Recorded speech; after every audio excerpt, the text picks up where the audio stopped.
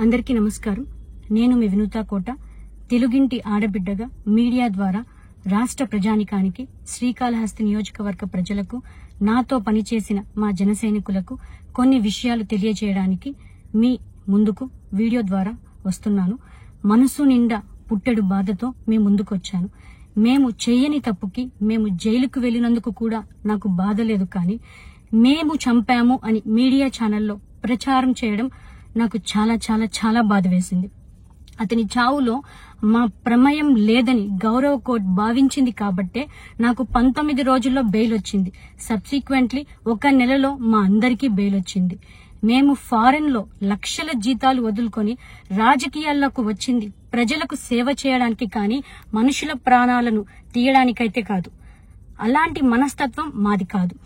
ఈ కేసులో మాకు ఎలాంటి సంబంధం లేదని గౌరవ కోర్టులో మేము నిరూపించుకొని క్లీన్ చీట్ తో తప్పకుండా ఈ కేసు నుండి బయటకు వస్తాం.